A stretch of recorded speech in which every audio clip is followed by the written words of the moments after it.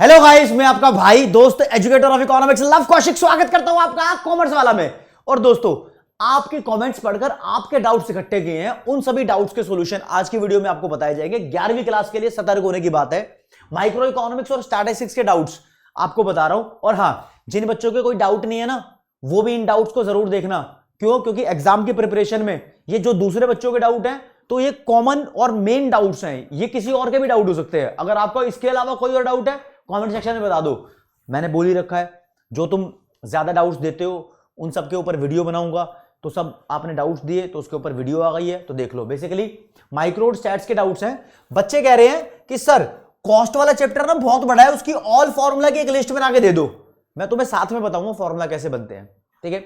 फिर theory of demand और elasticity of demand का जो चैप्टर है, उसमें फैक्टर अफेक्टिंग है, उसमें कंफ्यूज है।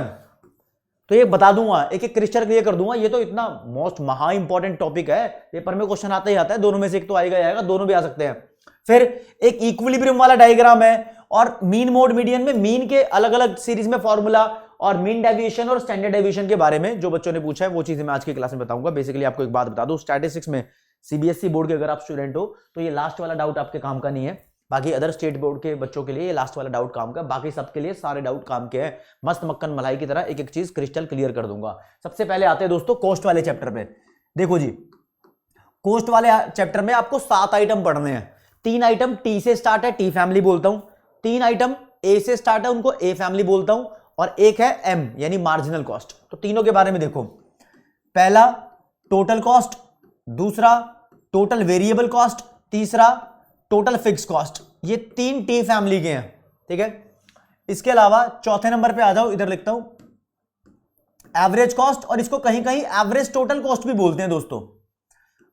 5वें नंबर पे एवरेज वेरिएबल कॉस्ट, और 6ठे नंबर पे एवरेज फिक्स्ड कॉस्ट, ठीक है। 7वें नंबर का लास्ट में लिखो, यहीं लिख दो, चलो कोई बात नहीं, मार्जिनल कॉस्ट। इनके फॉर्मूलाज आपको बता रहा हूं। फॉर्मूला से बहुत हद तक, काफी हद तक तुम्हें न्यूमेरिकल सॉल्व करने की कैपेबिलिटीज डेवलप हो जाएगी। देखो, टोटल कॉस्ट होता है total fix cost plus total variable cost. जो ये फॉर्मूला है ना, इससे इन सब के भी फॉर्मूलाज बन सकते हैं। जैसे कि टीवीसी का फॉर्मूला बनाना है तो ये टीसी माइनस टीएफसी हो जाएगा। यहीं से निकल गया एक फॉर्मूला। चलो जी, अब टीएफसी का बनाना यहीं से बन जाएगा, टीसी माइनस टीवीसी। तो देखो, एक ही फॉर्मूले से 3 फॉर्मूले बन गए, कोई दिक्कत नहीं आई, समझे। अभी इन फॉर्मूलाज में ऐड भी कराऊंगा बहुत सारी चीजें। अब अगला देखो आप, ये जितने भी ए वाले हैं ना, इन सब के फॉर्मूला कैसे बनते हैं। ये टी वाले को आउटपुट से डिवाइड कर दो। लाइक आपको एसी की वैल्यू निकालनी है तो टीसी को आउटपुट से डिवाइड कर दो। एवीसी की निकालनी है तो टीवीसी को क्यू से यानी आउटपुट से डिवाइड कर लो। एएफसी निकालना है तो राजा टीएफसी को आउटपुट से डिवाइड कर लो, कोई दिक्कत नहीं है, समझे। इन्हीं चीजों से फिर एक एक फॉर्मूला और इनका तैयार हो रहा है। अगर आपको टीसी निकालना है और एसी गिवन है तो TC is equal to AC multiplied by output. AC को आउटपुट से मल्टीप्लाई कर दो। ऐसे ही टीवीसी निकालना है तो टीवीसी ये रहा, आउटपुट वहां ले जाओ तो एवीसी मल्टीप्लाइड बाय आउटपुट कर दो। ऐसे ही दोस्तों, अगर टीएफसी निकालना है तो एएफसी को आउटपुट कर दो, दोनों को मल्टीप्लाई हो गया। ऐसे फॉर्मूला ऐड हो गया। अब और देख लो, एसी का एक फॉर्मूला और यहां पर जनरेट होता है। जैसे टी फैमिली है ना, TC is equal to TFC plus TVC. यहां बनता है अपना AC is equal to AFC plus AVC. यहीं से अगर आपको एवीसी चाहिए तो निकाल लो, ये एवीसी बन जाएगी एसी माइनस एएफसी। यहीं से बन गया फॉर्मूला। और एएफसी चाहिए तो वो बन जाएगा AFC is equal to AC minus AVC. ये दोस्तों इनके फॉर्मूलाज है। अब आता है बीच में marginal cost. Marginal cost short term के अंदर बताता हूं। शॉर्ट टर्म की जो बात करते हैं, TVC N minus TVC N minus 1 होता है, ठीक है। इसको हम अगर आउटपुट में गैप है तो delta TVC upon delta Q, इससे भी कैलकुलेट कर सकते हैं। इस बात को समझना। और एमसी की वैल्यूज को ऐड करते चलो तो आपके पास टीवीसी की वैल्यू भी आ जाती है। ये शॉर्ट रन के अंदर। लॉन्ग रन के अंदर इसको टीसी से भी निकाल सकते हैं। यानी इसका फॉर्मूला एक और बन जाएगा, यहां लिख देता हूं, MC is equal to delta TC upon delta Q. ये लॉन्ग रन में है सिर्फ, तो ये तुम्हारे कोर्स में इतना होता नहीं है, ठीक है जी। ये दोनों फॉर्मूलाज यहां बन जाएंगे।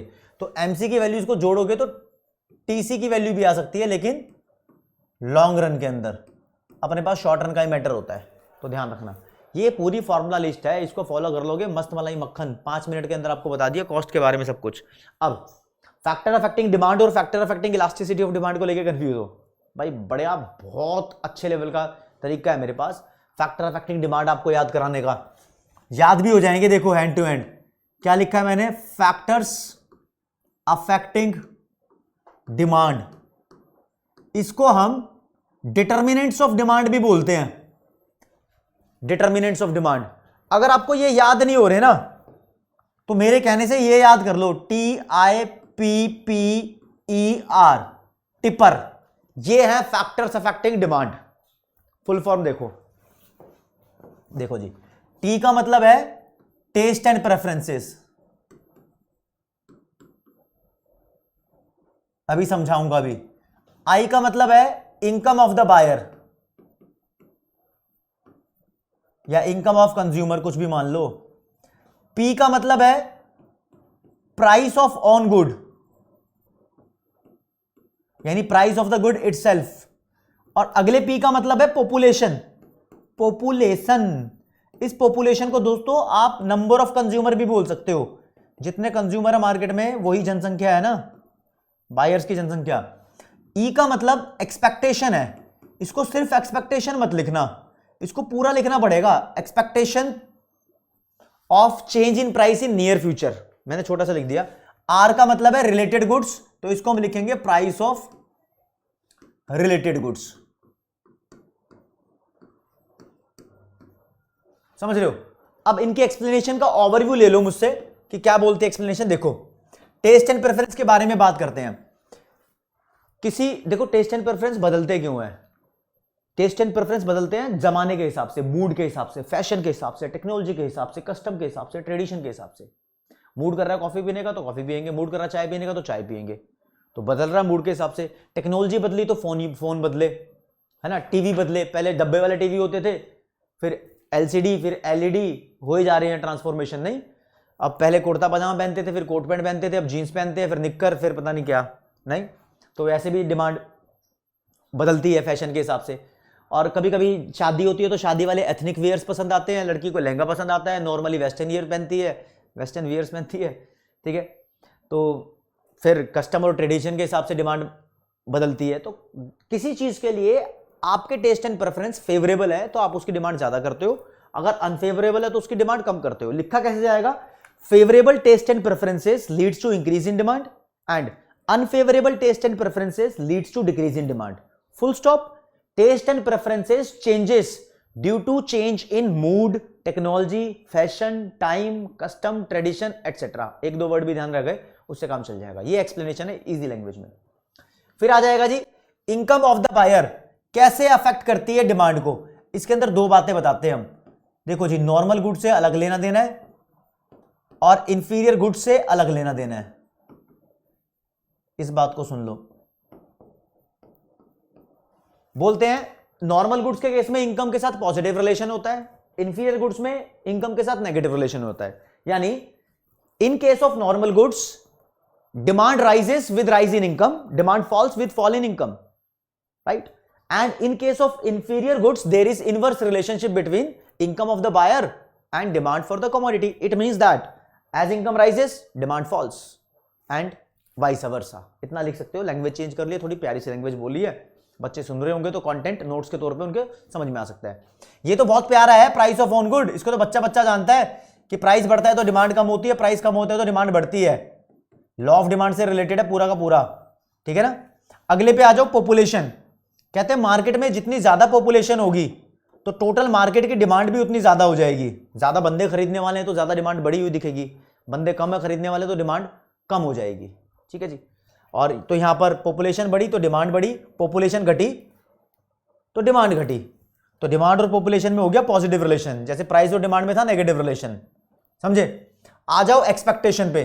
अगर मुझे एक्सपेक्टेड है, मुझे उम्मीद है कि कल पेट्रोल के प्राइस बढ़ जाएंगे तो मैं आज अपनी बाइक की टंकी फुल करा लूंगा। सब ऐसा करते हैं। यानी फ्यूचर में, कोई नियर फ्यूचर के अंदर अगर लगता है कि कोई चीज महंगी हो जाएगी तो हम अभी प्रेजेंट में उसकी डिमांड बढ़ा देते हैं। तो इसको बोलते हैं कि फ्यूचर प्राइस अगर बढ़ेगा, किसी चीज का फ्यूचर प्राइस, फ्यूचर भी नियर, कल परसों की बात कर रहे हैं, 1-2 साल बाद की बात नहीं कर रहे, तो उसकी प्रेजेंट डिमांड बढ़ने लगेगी, प्रेजेंट डिमांड बढ़ने लगेगी, तो पॉजिटिव रिलेशन हो जाता है। अगला आते हैं जी price of related goods. Related goods में आपको दो बातें बतानी पड़ती हैं, सब्स्टिट्यूट गुड्स और कॉम्प्लीमेंट्री गुड्स का केस। सब्स्टिट्यूट गुड्स, और यहां सतर्क रहने वाली एक बात भी बताऊंगा, और कॉम्प्लीमेंट्री गुड्स का केस।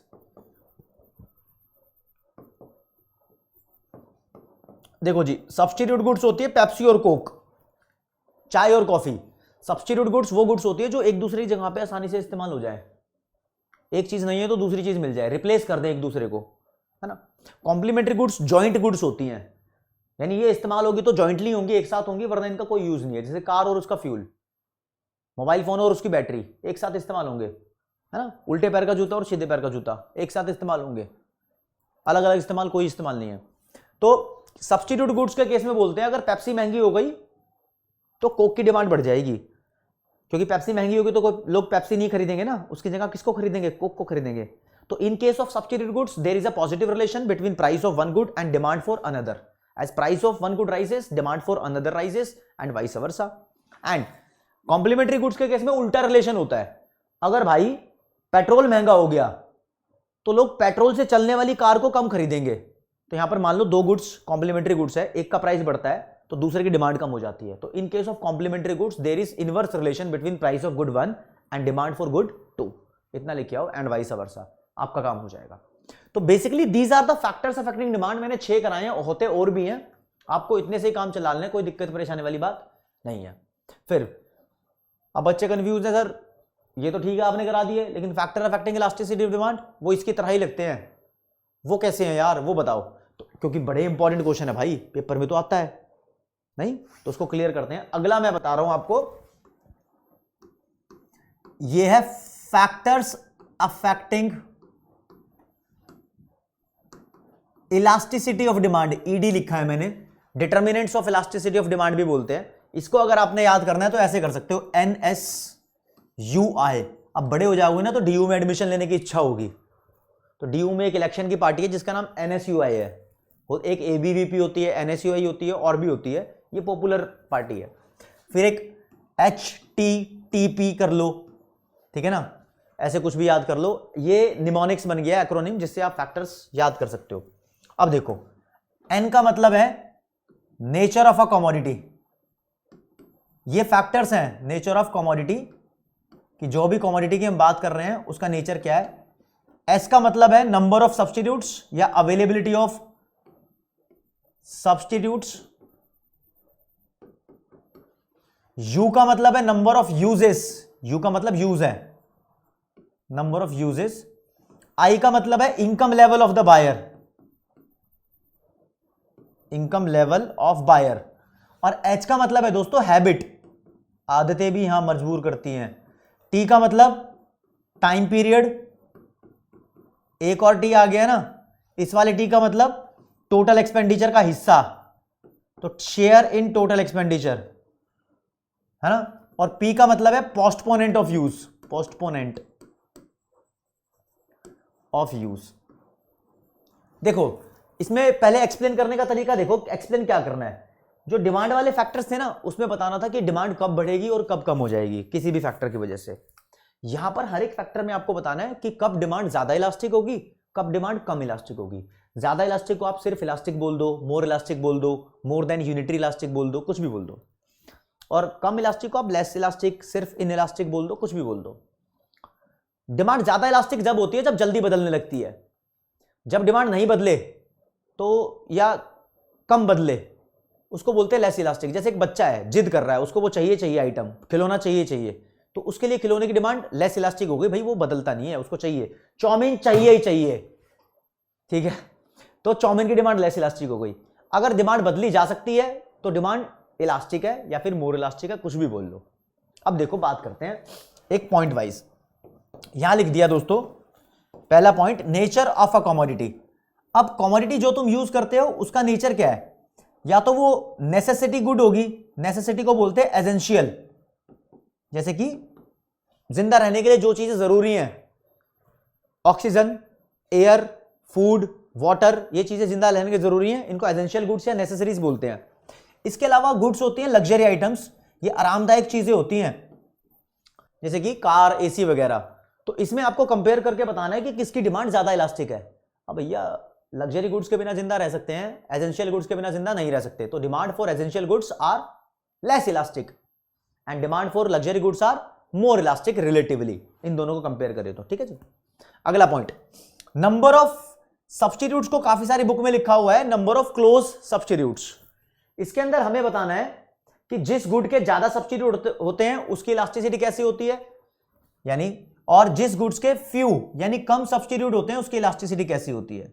तो आप मेरी बात सुनो, देखो कोल्ड ड्रिंक है, बहुत सारे सब्स्टिट्यूट्स हैं, Limca, Maaza, Thums Up, Fanta, Mirinda, 7 Up, Sprite, बहुत सारे मिल जाएंगे, है ना।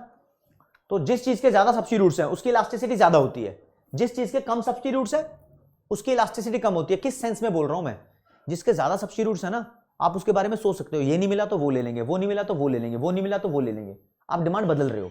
जिसका कोई सब्स्टिट्यूट नहीं है ना, मतलब आपकी कार में पेट्रोल डलता है तो पेट्रोल का कोई सब्स्टिट्यूट नहीं है, फिर पेट्रोल की जगह डीजल नहीं डाल सकते, समझे। तो आपको पेट्रोल की डिमांड बदलने का मौका नहीं मिलेगा, मतलब बदल नहीं सकते आप, मौका क्या, बदल ही नहीं सकते उस केस में। तो उस केस के अंदर पेट्रोल को यहां डाल देंगे, मतलब इस कैटेगरी में फ्यू सब्स्टिट्यूट्स हैं, और हमने कोल्ड ड्रिंक को डाल दिया मैनी सब्स्टिट्यूट्स में। तो हम यहां लिखेंगे एक्सप्लेनेशन में, इसका पॉइंट कहीं कहीं लिखा होता है ना, अवेलेबिलिटी ऑफ सब्स्टिट्यूट्स। तो the goods have few number of substitutes have less elastic demand and the goods having many number of substitutes have more elastic demand, that's it. Example देना, एग्जांपल दे देना, अच्छा लगेगा टीचर को। ठीक है। Number of uses, कुछ goods ऐसी है जिसके बहुत कम यूज होते हैं, फ्यू नंबर ऑफ यूजेस, कुछ गुड्स ऐसी है जिसके बहुत सारे यूज होते हैं। अब इलेक्ट्रिसिटी है, इसके बहुत सारे यूज हैं, पंखा भी चलता है, लाइट भी चलती है, टीवी भी चलता है, मोबाइल भी चार्ज होता है, लैपटॉप भी चार्ज होता है ना, किसी किसी की स्कूटी भी चार्ज होती है अगर बैटरी वाली हो तो। कुछ गुड्स ऐसी है जिसके बहुत कम यूज है, लाइक घी का बहुत कम यूज, सब्जी में या खाने में यूज होता है और कहीं यूज नहीं होता, समझ रहे हो। तो जिनके बहुत कम यूज होते हैं ना उसकी डिमांड को तुम बदल नहीं सकते। जैसे पेट्रोल है, पेट्रोल का भी बहुत कम यूज है, उसको इस कैटेगरी में डाल दो, ठीक है, इसके भी बहुत कम यूज है पेट्रोल के, उसकी डिमांड को नहीं बदल सकते, क्योंकि जब पेट्रोल चाहिए तो पेट्रोल की पूर्ति कोई नहीं करेगा। लेकिन इलेक्ट्रिसिटी है, जरूरी दोनों चीजें हैं, लेकिन फिर भी कंपेयर करके बता रहे हैं ना दोनों में। बिजली है, अब बिजली महंगी हो गई ना, तो तुम्हारे घर के अंदर 5 कमरे हैं, 5 में अलग अलग टीवी लगा हुआ था, तो अब बोल देंगे एक ही कमरे में सबके सब टीवी देखेंगे, बिजली महंगी हो गई। तो तुमने यूज कट डाउन कर दिए, जिस चीज के यूज ज्यादा होते हैं ना तो फालतू के यूज कट कर देते हैं, तो उसकी डिमांड को बदल देते हैं, कम कर देते हैं। तो डिमांड उसकी चेंज की जा सकती है जिसके मैनी यूजेस हैं। तो आप ध्यान रखना, मैनी यूजेस में लेस मोर इलास्टिक डिमांड, यहां पर लेस इलास्टिक डिमांड। अब आ जाओ इनकम लेवल, ये डिमांड से कंफ्यूज होने की जरूरत नहीं है, यहां पर नॉर्मल इंफीरियर का केस नहीं बताना। कुछ लोग अमीर होते हैं with high level of income, कुछ लोग गरीब होते हैं with low level of income. जो गरीब होते हैं ना वो इंतजार करते हैं कब चीज सस्ती होगी, उसकी डिमांड ज्यादा कर देंगे, यानी ये डिमांड बदलते हैं। जो अमीर होते हैं ना कभी डिमांड नहीं बदलते, जितना चाहिए होता है उतना ले लेते हैं, डिमांड नहीं बदलेंगे। तो हाई इनकम लेवल वालों की डिमांड लेस इलास्टिक होती है और लो इनकम लेवल वालों की डिमांड मोर इलास्टिक होती है, बस इस बात को ध्यान रखना। अगला पॉइंट है हैबिट, इसमें कुछ नहीं बनता केस, इसमें एक ही केस है, इन इलास्टिक डिमांड। जो बनते अपनी आदत से मजबूर होते हैं, शराबी होते हैं, बेवड़े होते हैं, चेन स्मोकर होते हैं, हैबिचुअल होते हैं, एडिक्टेड होते हैं किसी भी चीज से रिलेटेड, वो डिमांड नहीं बदलते, वो खरीदते हैं, चाहे कहीं से भी लाए, चोरी करके लाए, कैसे डाका वाला डाल के लाए, वो नशा करेंगे। तो नशेड़ी लोग इन इलास्टिक डिमांड होती है। यहां पर 2 केस नहीं है। टाइम पीरियड मतलब टाइम पीरियड को 2 पार्ट में डिवाइड किया, एक शॉर्ट रन और शॉर्ट पीरियड और एक लॉन्ग पीरियड। अब चीनी बिस्किट की बात करो, बिस्किट है ना बहुत महंगा हो गया, मेहमान आ गए लेकिन घर में, तो उनको बिस्किट खिलाना पड़ेगा चाय के साथ। एग्जाम्पल एक, मान लो घर में शादी है, मिठाई बननी है और चीनी महंगी हो गई, मिठाई बननी पड़ेगी, बनेगी जरूर बनेगी, लेकिन भविष्य में हम ध्यान रखेंगे, बिस्किट महंगा हो गया, चीनी महंगी हो गई, तो घर के इस्तेमाल के लिए हम उसको कम इस्तेमाल करेंगे, है ना। तो लॉन्ग रन में हम डिमांड बदल देते हैं और जल्दबाजी में डिमांड नहीं बदल पाते, बेइज्जती हो जाती है ना नहीं। तो शॉर्ट रन में डिमांड लेस इलास्टिक होती है, नहीं बदलती, लॉन्ग रन में डिमांड मोर इलास्टिक हो जाती है। ठीक है जी। अब ये टोटल एक्सपेंडिचर लिखा है, इसको शेयर इन टोटल एक्सपेंडिचर लिख देते हैं, ठीक है। अब घर के अंदर बहुत सारा खर्चा होता है, कुछ चीजें ऐसी होती हैं जिन पे खर्चा बहुत कम होता है, जैसे कि शर्ट का बटन, सुई, निडल, है ना, माचिस आग लगाने काम आती है, इन चीजों पे बहुत कम खर्चा होता है। कुछ चीजें ऐसी होती हैं जिन पे खर्चा बहुत ज्यादा होता है, जैसे कि luxury items, car, AC, mobile, TV, fridge, बहुत ज्यादा खर्चा होता है। तो यार जिन चीजों पे खर्चा ना के बराबर होता है उनको बोलूंगा मैं, इन चीजों पे लो पार्ट खर्च हो रहा है घर का, इनसिग्निफिकेंट पोर्शन। जिन पे हाई पार्ट खर्च हो रहा है उसको बोल दूंगा बहुत सिग्निफिकेंट पोर्शन खर्च हो रहा है इन चीजों पे, लग्जरी आइटम्स पे, है ना। तो यार मानो कि दोनों के प्राइस डबल हो गए, माचिस का प्राइस भी डबल हो गया, 98 से 1 रुपए की हो गई, कार का प्राइस भी डबल हो गया, 10 लाख से 20 लाख की हो गई, किसकी डिमांड बदलोगे? ये माचिस, सुई, बटन, इन चीजों की डिमांड नहीं बदलता कोई भी। तो इनके ना के बराबर खर्च होते हैं। दो जिन पे लो पार्ट स्पेंड होता है उनकी डिमांड लेस इलास्टिक होती है, जिन पे सिग्निफिकेंट पोर्शन खर्च होता है उसकी डिमांड मोर इलास्टिक होती है। ठीक है जी, आगे आ जाओ। एक लिखा पोस्टपोनेंट ऑफ यूज, ये पापा से रिलेट करो। पापा से कैसे? पापा बोलते थे 8वीं में पास हो जा बेटा, साइकिल दिला देंगे। ठीक है, पास हो गए, फिर पापा नहीं दिलाई साइकिल। 9वीं में बोलते, 9वीं में तू रैंक लिया, फर्स्ट सेकंड थर्ड, तेरे को गियर वाली साइकिल दिला देंगे। साइकिल क्या करेगा, 9वीं में रैंक आ गई, नहीं दिलाई पापा ने। 10वीं पास हो यार, स्कूटी मिलेगी। 10वीं पास हो गई, नहीं मिली स्कूटी। अब तू 12वीं में अच्छे नंबर लिया, बाइक मिलेगी। अब बताना जरा बाइक मिलेगी नहीं मिलेगी? ठीक है, तो किसी को गाड़ी, किसी को बाइक, किसी को मोबाइल, ऐसे टोचा चलता रहता है ना, गोलीबाजी। तो ये गोलीबाजी चलना मतलब पोस्टपोन करना, कल देंगे कल देंगे कल देंगे। ऐसे कोई बंदा किसी से उधार ले लेता ना, वैसे जब मारता तो बोलता भाई कल दूंगा कल दूंगा, कल दिखता नहीं है। ठीक है, तो ये पोस्टपोनेंट ऑफ यूज। अगर किसी चीज के यूज को तुम पोस्टपोन कर सकते हो तो कैन बी, गोली दे रहे हो मतलब, तो ज्यादा इलास्टिक है। अगर किसी चीज के यूज को तुम पोस्टपोन नहीं कर सकते, मतलब कांट बी पोस्टपोन, यूज को पोस्टपोन नहीं कर पा रहे, डंडा दे दिया बंदे ने, गोली माथे पे लगा रखी है, दे माल दे, कल कल नहीं अभी दे, तो डिमांड लेस इलास्टिक। तो इस बात को ध्यान रखना। 4 पॉइंट NSUI, 4 पॉइंट HTTP, ये कुल मिला के 8 पॉइंट हो गए मोटे मोटे तौर पे। इन 8 पॉइंट्स को में से कोई भी 6 पॉइंट आप याद कर सकते हो। स्टार्टिंग के जो मैंने 5 पॉइंट कराए हैं ये बड़े इंपॉर्टेंट है, और छठे नंबर पे ये वाला पॉइंट कहीं ना कहीं लिखा होता है, शेयर इन टोटल एक्सपेंडिचर। तो यार ये मैंने बताया कि इलास्टिसिटी ऑफ डिमांड के पॉइंट्स थे। आपके डाउट्स की लिस्ट में देखो ना, कॉस्ट के फॉर्मूले हो गए, ये डिमांड के फैक्टर हो गए। अब एक क्वेश्चन है कि बच्चे ने पूछा इंक्रीज इन डिमांड का इक्विलिब्रियम प्राइस पे क्या फर्क पड़ता है, तो भाई डायग्राम बनाऊंगा। ठीक है, तो यानी यहां पर लिखता हूं effect of increase in demand on equilibrium price. अब मेरी बात सुनना जरा राजा, ये क्वेश्चन ही इक्विलिब्रियम से है, यूनिट 4 से, माइक्रो इकोनॉमिक्स के लास्ट यूनिट से। ठीक है, यहां पर आप ध्यान लगाएंगे, देखो ये मार्केट का डिमांड कर्व, ये मार्केट का सप्लाई कर्व, ये इक्विलिब्रियम पॉइंट है। यहां पर इक्विलिब्रियम प्राइस है, यहां पर इक्विलिब्रियम क्वांटिटी है। ये बना बनाया डायग्राम है पहले से। अब क्वेश्चन में पूछा है अगर डिमांड इंक्रीज हो जाए तो इक्विलिब्रियम प्राइस पे क्या फर्क पड़ेगा। देखो जी, जब डिमांड इंक्रीज होती है ना तो डिमांड कर्व राइटवर्ड शिफ्ट होता है। तो आपने सोचा डिमांड इंक्रीज हो गई है तो डिमांड कर्व को राइटवर्ड शिफ्ट कर दो। पहले ये डी था, अब इसका नाम D1 दे दिया, तो इक्विलिब्रियम पॉइंट भी बदल गया। पुराने वाले डिमांड कर्व को भूल जाओ, ये गया, ये नया है ना, सप्लाई उतनी ही है, सप्लाई कर्व वही रहेगा। तो नया वाला डिमांड कर्व के हिसाब से इक्विलिब्रियम पॉइंट E1 हो गया। अब यहां पर देखो प्राइस कितना है, प्राइस P1 है, पहले से ज्यादा है, और क्वांटिटी कितनी है, क्वांटिटी भी Q1 है, पहले से ज्यादा है। तो इक्विलिब्रियम प्राइस भी बढ़ गया और इक्विलिब्रियम क्वांटिटी भी बढ़ गई। इस बात को ध्यान रखना, समझे? तो दिस इज इंपॉर्टेंट, आपको एरो बनाने जरूरी है, कौन बढ़ रहा है कौन कहां शिफ्ट हो रहा है, दिस इज इंपॉर्टेंट।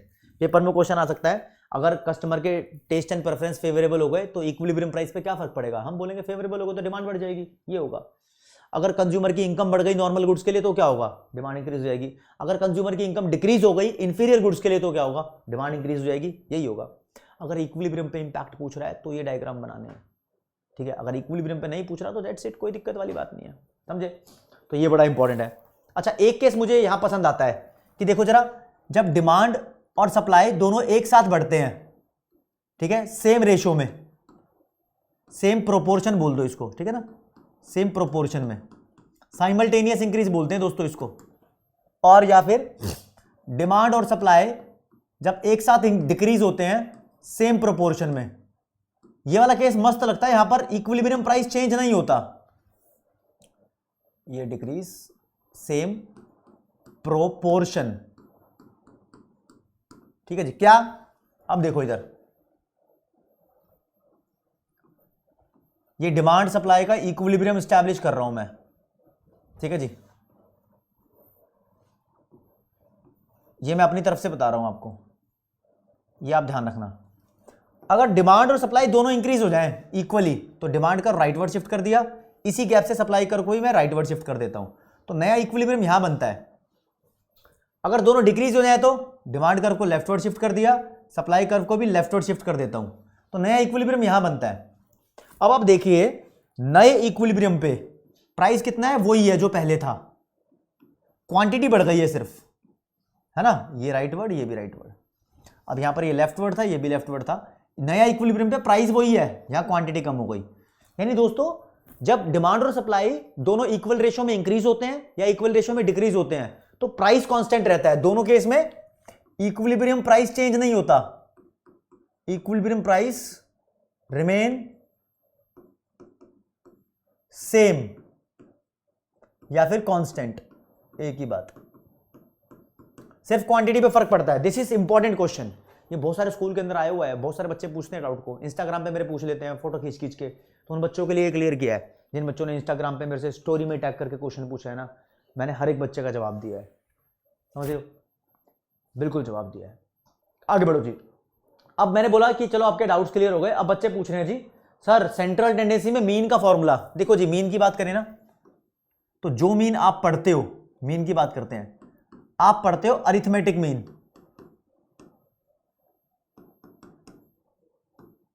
इसके अलावा आपको अपने कोर्स में पढ़ना है कंबाइंड मीन भी,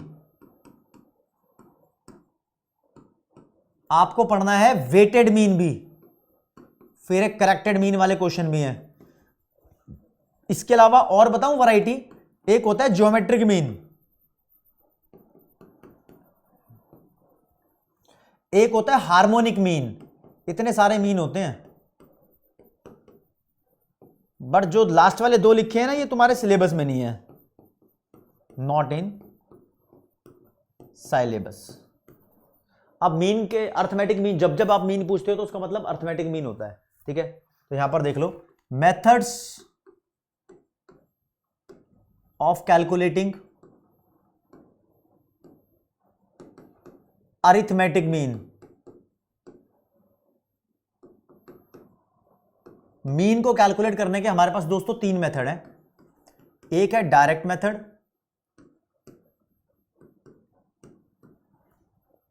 दूसरा है इनडायरेक्ट मेथड, इसको हम शॉर्टकट मेथड भी बोलते हैं। जिन बच्चों को क्लियर नहीं था तो अब क्लियर हो जाएगा। इसको ही हम आपका अज्यूम्ड मीन मेथड बोलते हैं।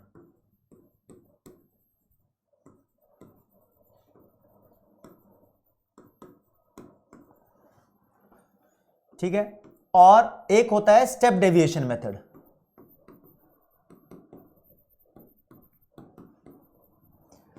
अब सबसे बड़ा फॉर्मूला ना स्टेप डेविएशन मेथड का होता है, और आपको हर एक मेथड से न्यूमेरिकल कैलकुलेट करने आने चाहिए।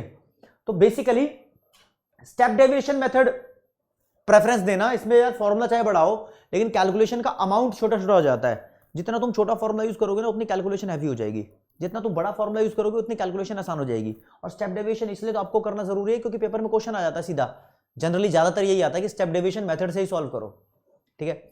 अब जो सीरीज होती है, आपको इंडिविजुअल सीरीज का क्वेश्चन भी आ सकता है और फ्रीक्वेंसी डिस्ट्रीब्यूशन यानी क्लास इंटरवल और डिस्क्रीट सीरीज का क्वेश्चन भी आ सकता है। तो देखो जरा इन मेथड्स को ही बता रहा हूं। पहले पे डायरेक्ट मेथड, मीन को कैलकुलेट करने का डायरेक्ट मेथड, और ये सबसे पहले आपको बताया जाएगा आपका सिंपल यानी इंडिविजुअल सीरीज में क्या फॉर्मूला होता है। इंडिविजुअल सीरीज भी बता देता हूं। फिर दोस्तों यहां पर आपका डिस्क्रीट सीरीज, और फिर कॉन्टिन्यूअस सीरीज को क्लास इंटरवल सीरीज भी बोलते हैं। मेरी स्पेलिंग गलत हो तो देख लेना। देखो जी इंडिविजुअल सीरीज वो होती है जिसमें सिर्फ एक्स की वैल्यू गिवन होती है, 1 2 4 3 5 ऐसे। डिस्क्रीट सीरीज वो होती है जिसमें एक्स और एफ की वैल्यू गिवन होती है। एक्स की वैल्यू मान लो 10 20 30 40 और फ्रीक्वेंसी 2 4 6 8। क्वेश्चन ऐसा भी आ सकता है, क्वेश्चन ऐसा भी आ सकता है, और क्वेश्चन ऐसा भी आ सकता है जिसमें आपको क्लास इंटरवल गिवन हो, चाहे लेस देन या मोर देन कुछ भी हो, 10 से 20 20 से 30 30 से 40, और फिर कुछ भी लिखा हो फ्रीक्वेंसी की वैल्यू 4 6 9 कुछ भी लिखा हो, वट एवर। फॉर्मूला क्या लगाना है, आप ध्यान रखना, पहली बात तो ये कि अर्थमेटिक मीन को हम एक्स बार से डिनोट करते हैं यहां पर इस चैप्टर के अंदर। तो मीन का फॉर्मूला यहां पर हो जाएगा summation X upon N. X मतलब ये सब वैल्यूज को टोटल करो और एन मतलब कितनी वैल्यू है, 5 वैल्यू है ये। और डिस्क्रीट सीरीज में फॉर्मूला होता है summation F X upon N, और क्लास इंटरवल में भी सेम फॉर्मूला होता है summation F X upon N. इस बात को ध्यान रखना कि यहां पर x की वैल्यू गिवन है, क्लास इंटरवल में x की वैल्यू इन दोनों के मिड वैल्यू को बोलते हैं। क्लास इंटरवल का गैप निकालो जरा, 10 और 20 के बीच में आती है वैल्यू 15, 20 और 30 के बीच में वैल्यू आती है 25, और 30 और 40 के बीच में वैल्यू आती है 35। तो निकालना पड़ता है, इस बात को समझना। तो फॉर्मूलाज डिस्क्रीट और कॉन्टिन्यूअस सीरीज में सेम चलेंगे और इंडिविजुअल सीरीज का अलग होगा। फर्क सिर्फ इतना होगा, एफ हट जाएगा, एफ हट जाएगा। ये एन की जगह तुम समीशन एफ भी बोल सकते हो, ऐसे लिख सकते हो summation F X upon summation F, और summation F X upon summation F. एक ही बात है, जो एफ का टोटल होता है ना, जैसे 6, 4, 10 और 19 है, इसको एन बोल लो या इसको समीशन एफ बोल लो, कोई दिक्कत नहीं है यहां पे। समझ रहे हो? ये डाउट क्रिस्टल क्लियर होनी चाहिए आपके। आगे बढ़ो जी। दूसरा बताया इनडायरेक्ट मेथड, इसको अज्यूम्ड मीन मेथड भी बोलते हैं। तो दोस्तों अज्यूम्ड मीन मेथड के अकॉर्डिंग आपको बताता हूं, यहां पर मीन का फॉर्मूला हो जाता है पहले इंडिविजुअल सीरीज में,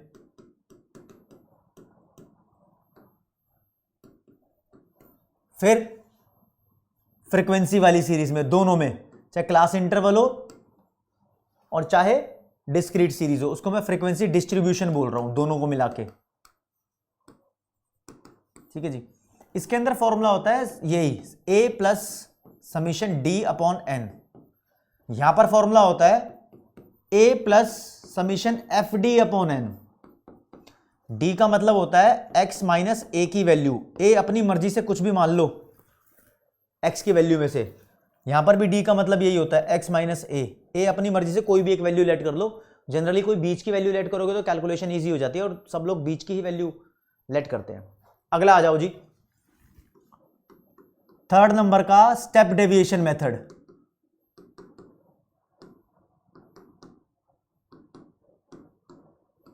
यहां पर इंडिविजुअल सीरीज का formula x bar is equal to a plus summation F D के ऊपर डैश लग गया upon summation f multiplied by i। यहां पर d डैश का फॉर्मूला होता है d अपॉन i। i को किसी किसी बुक में c बोलते हैं, किसी किसी बुक में h बोलते हैं। ठीक है, ये कोई भी वैल्यू ले सकते हो, जो आपका मन करे वो वैल्यू ले लो। यहां तो क्लास इंटरवल नहीं होते ना। मान लो x की वैल्यू लिखी है 2, 4, 6, 8, तो आप 2 वैल्यू ले लो। और मेरी बात मानो, हर बार इक्वल गैप नहीं मिलेगा, हमेशा i की वैल्यू 1 लेना, आपका काम हो जाएगा, कभी दिक्कत ही नहीं आएगी इसमें। ठीक है, अब आ जाओ फ्रीक्वेंसी डिस्ट्रीब्यूशन में।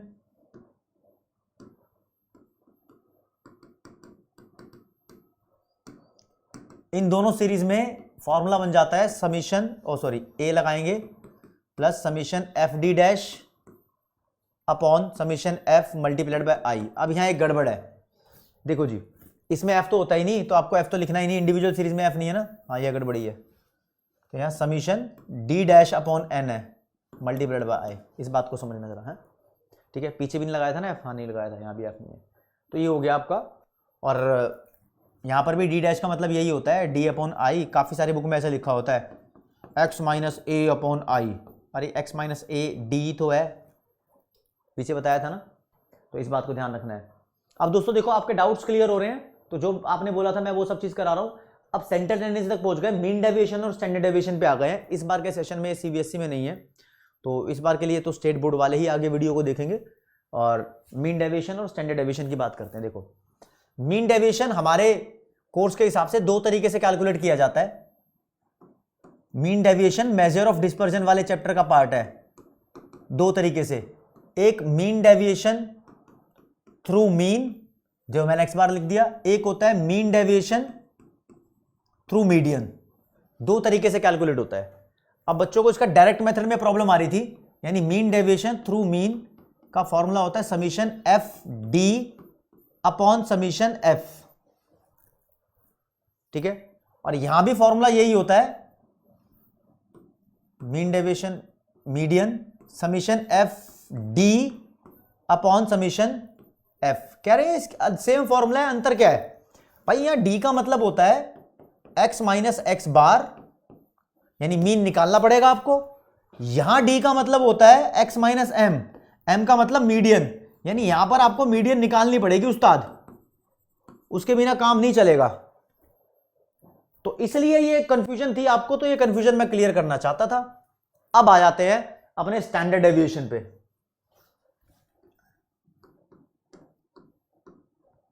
स्टैंडर्ड डेविएशन को इस वाले निशान से डिनोट करते हैं, इसको बोलते हैं सिग्मा। इसको कैलकुलेट करने के 4 मेथड्स होते हैं, 4 मेथड्स। पहला है एक्चुअल मीन मेथड, जैसे मीन को कैलकुलेट करने के 3 मेथड होते हैं ना, इसको कैलकुलेट करने के 4 मेथड होते हैं। फिर दूसरा मेथड है डायरेक्ट मेथड, तीसरा है इनडायरेक्ट मेथड, जिसको हम अज्यूम्ड मीन मेथड भी बोलते हैं और शॉर्टकट मेथड भी बोलते हैं।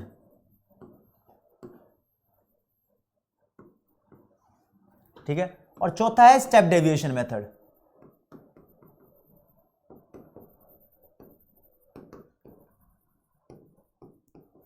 अब देखो दोस्तों, इसके फॉर्मूले बनते कैसे हैं बताऊंगा मैं आपको। क्लास इंटरवल यानी फ्रीक्वेंसी वाली सीरीज में बता रहा हूं, फ्रीक्वेंसी डिस्ट्रीब्यूशन को मैं ऐसे लिख रहा हूं। एक्चुअल मीन मेथड से इसका बनता है एक्स माइनस एक्स बार का स्क्वायर करो, उसको एफ से मल्टीप्लाई करो, फिर टोटल करो, अपॉन में समीशन एफ कर दो। ये कर दिया, इसका स्क्वायर रूट निकाल देना। ये फॉर्मूला बनेगा एक्चुअल मीन मेथड से। और अगर इस फॉर्मूले में से तुम एफ हटा सको, एफ हटा दो मतलब ऐसा कर दो, यानी समीशन एक्स माइनस एक्स बार का होल स्क्वायर अपॉन एन, तो ये इंडिविजुअल सीरीज का फॉर्मूला बन जाएगा। ये तो पहला डायरेक्ट मेथड है। अब आगे के तुम फॉर्मूले देखोगे तो सारे के सारे पीछे बता देते हो, यहां पर बनाना आसान होगा। ओ सॉरी, वो एक्चुअल मीन मेथड था। हाँ, ये एक्चुअल मीन मेथड, इस बात को ध्यान रखना। अब यहां देखो फॉर्मूले बनते हैं जो बनाऊंगा ना। डायरेक्ट मेथड का फॉर्मूला आप मान के चलो, summation F X upon summation F minus summation F X upon summation F, ये होता है। अब आपने क्या करना है, इधर पूरे का स्क्वायर, इधर सिर्फ एक्स का स्क्वायर, और ये निकाल दो रूट। ये फॉर्मूला बन गया फ्रीक्वेंसी डिस्ट्रीब्यूशन में। अगर इंडिविजुअल सीरीज में देखना चाहते हो तो एफ हटाते रहो।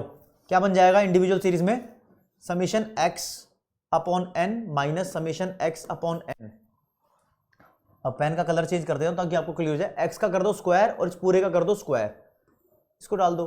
ये इंडिविजुअल सीरीज का फॉर्मूला हो गया, और ये फ्रीक्वेंसी वाली सीरीज का फॉर्मूला हो गया, मतलब क्रॉस इंटरवल का भी और फ्रीक्वेंसी डिस्ट्रीब्यूशन का भी। अब फॉर्मूले बनाने सीखने हैं आपने। अगर इस वाले मेथड से चाहते हो ना इस फॉर्मूले को, मतलब फ्रीक्वेंसी डिस्ट्रीब्यूशन में, तो एक्स की जगह डी लिख दो, summation F D upon summation F minus summation F D upon summation F, इतना लिख दिया। अब देखो, इधर तो पूरे का स्क्वायर करना है, इधर सिर्फ डी का स्क्वायर करना है, इधर डाला स्क्वायर रूट में, ये बन गया फॉर्मूला। इधर क्या करोगे, एक्स की जगह D, summation D upon N minus summation D upon N. ठीक है, पेन का कलर चेंज कर लो, इधर डी का स्क्वायर, इधर पूरे का स्क्वायर, इसको भी स्क्वायर रूट में डालो, बन जाएगा।